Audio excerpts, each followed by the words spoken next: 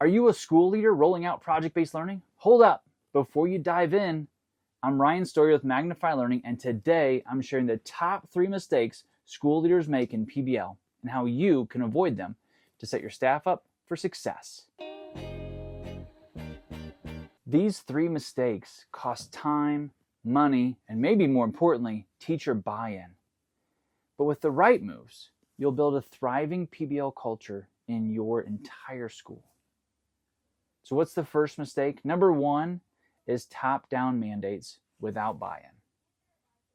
Mistake number 1 is a top-down mandate without buy-in. You're forcing PBL from the top down with no staff buy-in. And it probably doesn't feel like you're forcing it on them, but you're fired up and you just announce, we're doing PBL now.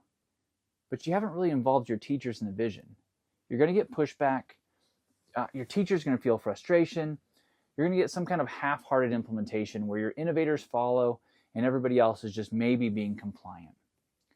So even if you present the research for PBL, which is extensive and it's compelling, maybe you went to a model school and you visited and saw amazing things and you want those for your teachers and your kids. Maybe you saw how it worked at your last school. None of that's enough.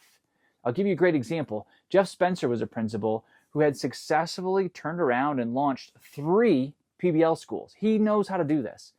When he was asked to lead a 4th school, not necessarily as a PBL leader, he didn't even mention PBL to his staff. He knew that the fastest way to end PBL there was to force it top down. So instead, he prompted his staff to dream about their best possible learning environment. And you know what his staff found? They found that project-based learning was their answer. Then he led a very successful PBL school, and they were bought in, and they had teams of teachers that were ready to do PBL.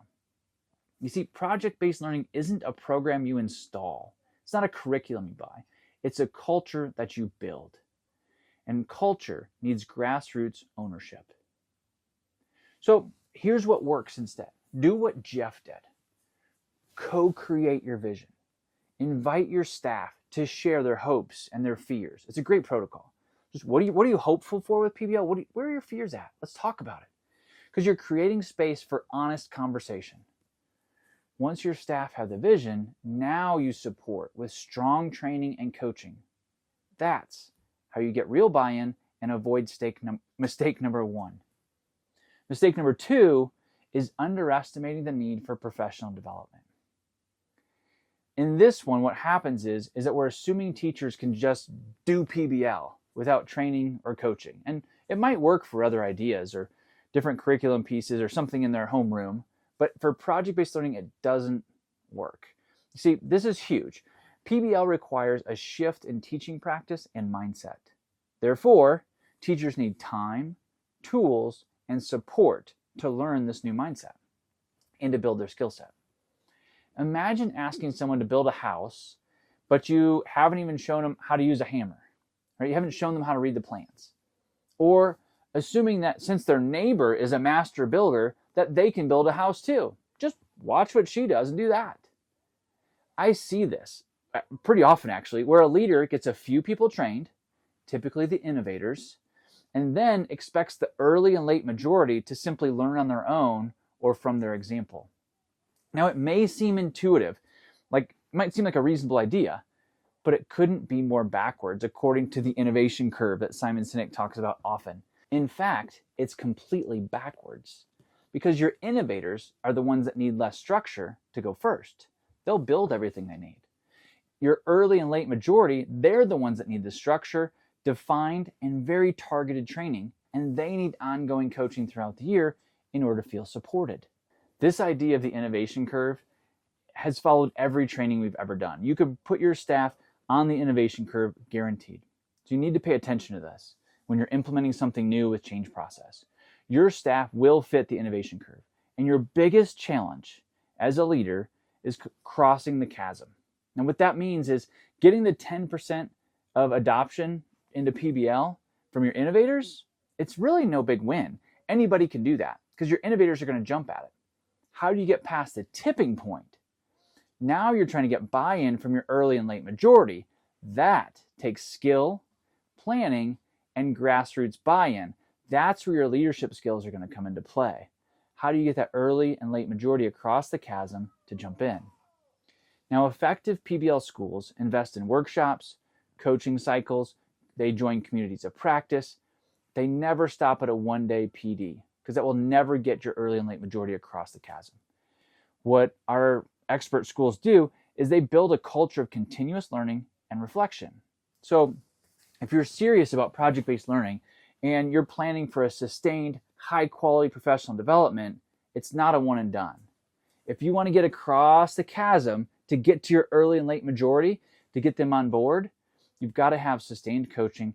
You've got to have extended professional development. Hey, real quick, if you're finding this helpful, go ahead and hit the like button so more school leaders can learn how to avoid these 3 pitfalls. The third mistake that we see leaders make as they're implementing project-based learning is neglecting the idea of culture. If you're just bringing PBL in as this extra thing and not addressing your full school culture, it's going to be an issue. Because even with the best training, PBL can fail if the culture doesn't support collaboration, risk-taking, and a student-centered learning environment. Those aren't the only 3 things you need, but you can tell that those are culture pieces, right? They're not just a curriculum that you buy and suddenly you have those things. In a strong PBL school, teachers reflect openly. They share best practices. They embrace feedback. They don't get offended by it. Leaders encourage voice and choice, not just for learners, but for staff too. If your culture rewards compliance and playing it safe, that's what you'll get. You'll get worksheets and fancy titles, not authentic projects. That's why we focus so much on school culture in our coaching. Culture isn't an extra.